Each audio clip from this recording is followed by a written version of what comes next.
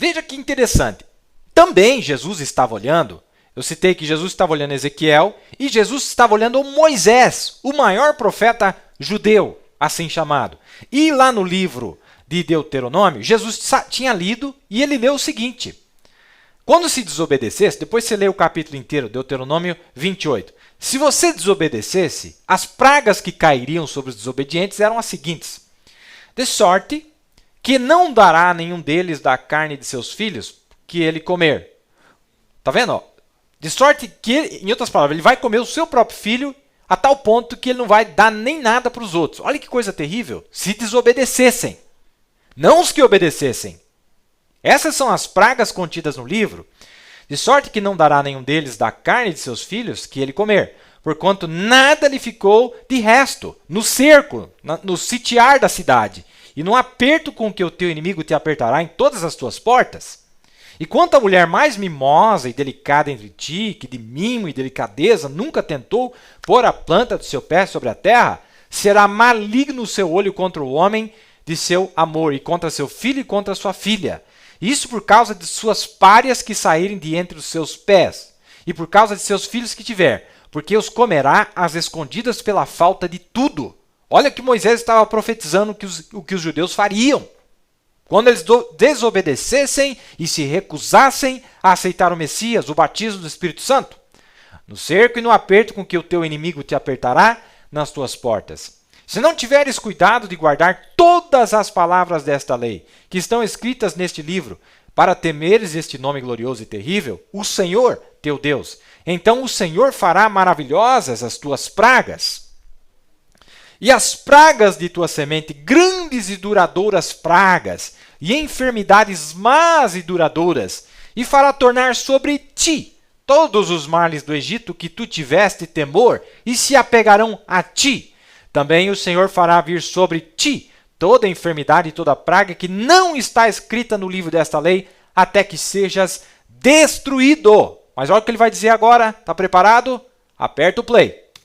E ficareis poucos homens, em lugar de haver descido como as estrelas dos céus em multidão, porque não destes ouvidos à voz do Senhor, vosso Deus. Amado, você acha que Jesus ia contrariar a profecia de Moisés? Você acha que Jesus iria contrariar a profecia de Ezequiel? Você acha que Escritura briga com Escritura? Você acha que Jesus iria contrariar o que ele tinha dito em Moisés? O que ele tinha dito através de Ezequiel? A resposta é um não bem gostoso, bem alto, bem retumbante. Bem retumbante. Não, ele não vai contrariar. Ele vai falar o que eles falaram. Leia esse último verso. E ficareis poucos homens, em lugar de haver descido como as estrelas do céu, em multidão, porque não destes ouvidos à voz do Senhor, vosso Deus. Os poucos que ouvirem, que não endureceram os seus corações, que receberam o Espírito Santo, o selo de Deus, que nos protege de todas as pragas. Lá nesse mesmo capítulo que Jesus falou que era para fugir, ele disse isso aqui, ó. Os céus e a terra passarão, mas as minhas palavras não hão de passar. Que interessante, não é? Não é maravilhoso, meus amados? Vocês estão gostando da lição? Eu estou fazendo um background aqui, né, para nós falarmos disso, para nós falarmos deste assunto maravilhoso, não é? Um assunto muito bom, muito maravilhoso. Agora, veja que perfeito a linguagem do profeta, meus amados. A linguagem do profeta, eles escaparam e saíram de Jerusalém quando eles viram que a morte estava chegando e a morte matou aqueles judeus. Em outras palavras, o próprio chamado deles veio através da morte de seus irmãos. Eles sabiam que era hora de sair. Eles viram a morte se aproximando. Eles viram isto. E olha que interessante. No quinto selo, veja como esse profeta é bíblico. E ele não pode contrariar as Escrituras, pois ele seria um falso profeta. Veja o que ele diz aqui no 275. Veja, quando ele lê aqueles que haviam de ser mortos, quando aqueles judeus debaixo do altar, ele disse, vocês vão ter que esperar até que seus irmãos morram. Veja, os predestinados a que lhes fizessem assim, está vendo? Haviam de ser mortos como eles foram. Veja, em outras palavras, está predestinado a eles. Espera aí, são as Escrituras que havia de ser assim com eles. Volta aqui um pouquinho para mim. As Escrituras que Jesus disse é o seguinte, Mateus 24, ele disse é o seguinte, é predestinado, eles vão morrer porque Ezequiel já falou que eles vão morrer. Mas também tem uns predestinados a serem selados, a receberem o selo protetor de Deus. Não é uma bênção?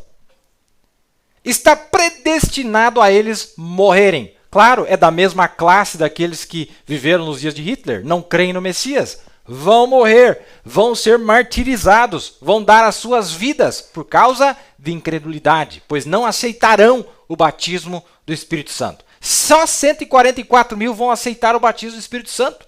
Só 144 mil vão receber receber o nome de Jesus. Só eles. Os demais morrerão. Não é? Os outros incrédulos morrerão. Veja, em outras palavras, está predestinado a eles, são as Escrituras, que havia de ser assim com eles, e descansai por um pouco. Agora, tendes vossas vestes, ireis para o lar, e sentai-vos aí um pouco, vede, esperai só um pouquinho. Agora note, teus irmãos, agora ele vai explicar teus irmãos que tinham que ser mortos. O que significa, irmão Brana? Que significa que os 144 mil ainda serem mortos na tribulação. É isso que ele disse? Será que eu traduzi errado aqui? Será que eu copiei errado aqui? Deixa eu ver. Teus irmãos ainda que tinham de ser mortos. Qual é a explicação, irmão Brana? Significa o quê? Que os 144 mil ainda têm que ser chamados na tribulação. Os 144 mil que são mortos. Opa, peraí. Os 144 mil que são mortos. Não. Deixa eu ler de novo. Os 144 mil que são chamados. Fala nada de morte aí dos 144 mil. Pelo menos aqui no inglês, aqui onde eu estou olhando, que é a minha fonte primária, está escrito que eles são chamados. E nós vamos ler um pouquinho mais desse chamado. Não é? Então, é isso que ele está dizendo. Aí tem outra aqui, ó. 344. Estas almas devem esperar um pouco de tempo pelos 144 mil serem martirizados. Oh, não é isso. Isso não é reticências. Isso simplesmente entrelaça a Bíblia.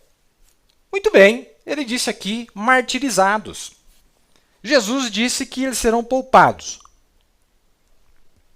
Ezequiel disse que eles serão poupados. Zacarias 12, 13 e 14 diz que eles serão poupados.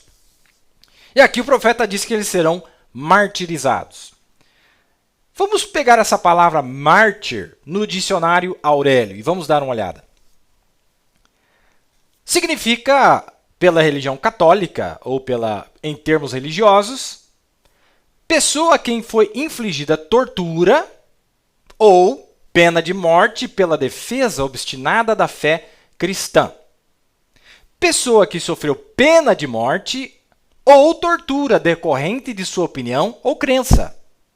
Aquele que sacrifica ou perde a vida por uma causa que defende. No sentido figurado. Então, ser mártir não quer dizer morte. Não quer dizer morte. Segundo o dicionário Aurélio, e eu chequei, deixa eu botar no quadro para vocês aqui, ó, porque às vezes de uma língua para outra muda-se o sentido. Eu peguei no Merriam-Webster, dicionário em inglês, um dos mais conceituados. Vamos dar uma olhada às 3 definições que está dizendo aqui. Definição primeiro. Uma pessoa que voluntariamente sofre a morte como pena de testemunhar ou se recusar a renunciar à religião. Uma religião. Ou, número 2, uma pessoa que sacrifica algo de grande valor, e especialmente a vida mesma, pelo amor de princípios. Ou então, número 3, uma vítima, no sentido de uma pessoa que é um sofredor constante.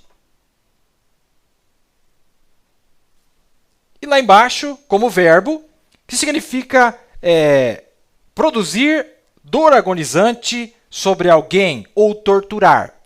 Aquele sentido número 2, não é? Veja, E nós vamos ver que esses 144 mil vão se martirizar. Está lá em Zacarias 12. Eles vão se martirizar na hora que eles descobrirem que mataram o seu Messias. Vai ser o maior martírio para eles. Vamos com calma, vamos mais um pouco, não é? Vamos continuar aqui que tem coisas boas aqui para nós, não é? Tem coisas maravilhosas, não é?